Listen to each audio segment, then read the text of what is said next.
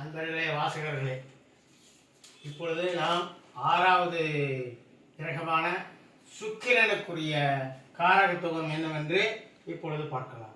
அதில் பார்த்தோம்னா முதல்ல உயர்ந்த அறிவு, ஆனந்தம், சிற்றின்பம், இச்சை, காமம், காதல், பாசம், ஆடம்பரம், பந்தம், மோகம், மர்மஸ்தானம், இந்திரியம், செடி கொடிகளில் மலர் மொட்டு, புளிப்பு, ராசச குணம், மொச்சை, வெள்ளி, வைரம், சந்தோஷம், காதல் வாழ்க்கையில் வெற்றி மற்றும் தோல்வி, இல்லற வாழ்க்கையில் ஒற்றுமை, கலை ஆர்வம், சங்கீத ஞானம், உயர்ந்த பட்டாடை, வாசனை பொருட்கள்,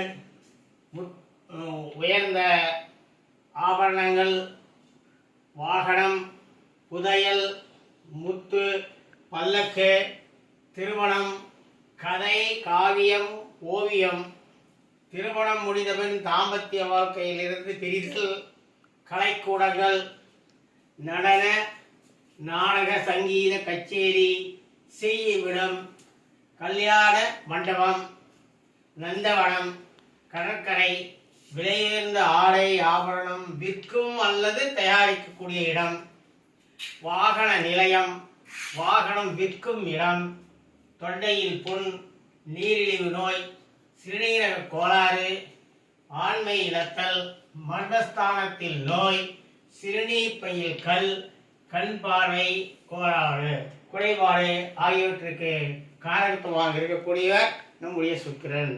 இதனை கலத்திரகாரகன் என்றும் அசுரகுரு என்றும் அசுர புனிதன் என்றும் கூறலாம். நன்றி, வணக்கம். அதுக்கடுத்து மேற்கொண்டு அடுத்த கிரகமான சனி கிரகத்தை பற்றி அடுத்த வீடியோவில் காணலாம்.